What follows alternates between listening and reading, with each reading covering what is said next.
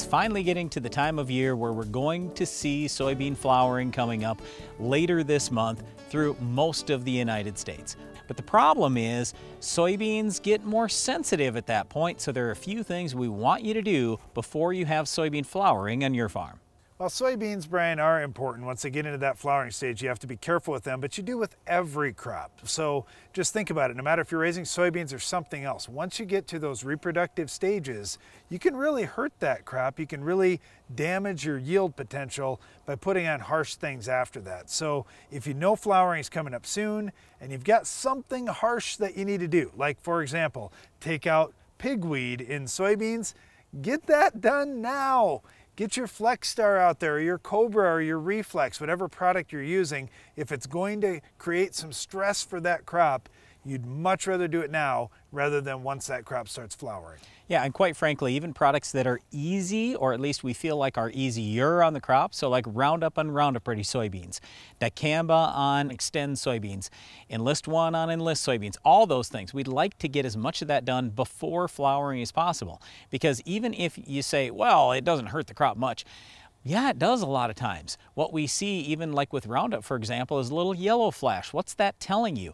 That's telling you that something is going on in that plant. Maybe there's some metabolism, just moving the herbicide around, something going on. So we would suggest maybe getting some more plant growth hormones out if you do have to spray after flowering, but try to get the spraying done before flowering, get your weeds taken care of then. The other thing you need to do is get prepared for the reproductive stages. Now in soybeans, there's been so much data over a number of years showing a positive benefit of using foliar fungicides to protect those beans, especially when you get out to full bloom to first pod. Well, guess what? That's not very far away. That's just a few days away. So we've got to be ready for that by having those fungicides on hand and ready to go. The other thing would be if you're in a Sclerotinia white mold area. Now, if you're in an area that has that kind of disease, you need to start spraying at R1. So if you're going to do that, you better get those products on hand right now so you can start spraying them almost immediately. All right, here's where I'm going to disagree with Darren. You got to spray before R1 when you're using Cobra as a fungicide. So we can talk about Sclerotinia and all these fungicides that, yep, they say spray at R1, then at R3, then at R5. That's all great.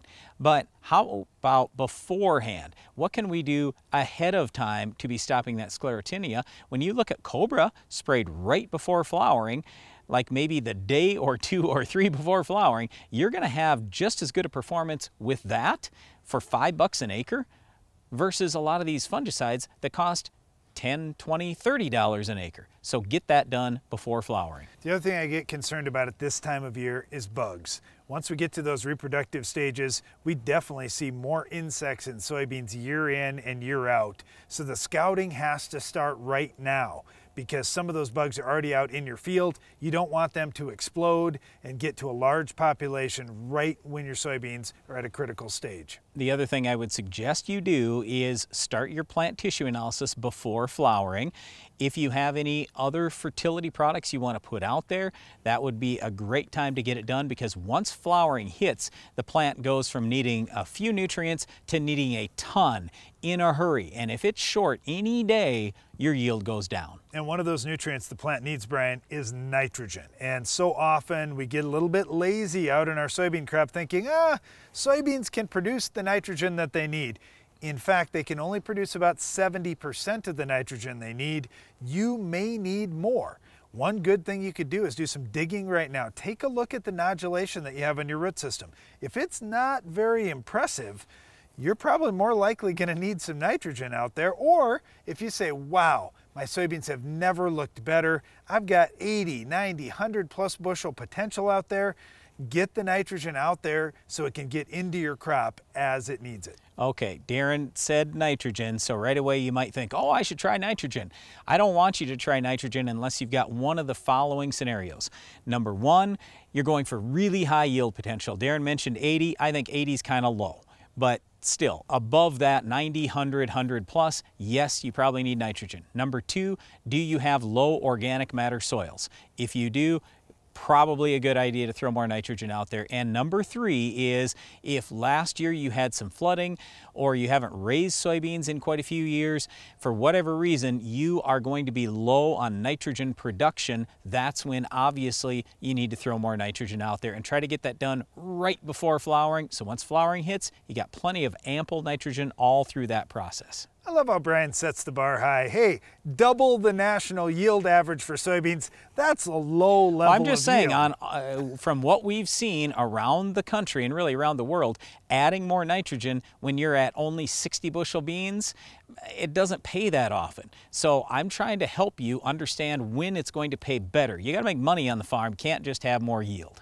Well, if you want to make more money raising soybeans, this is the stage where things turn.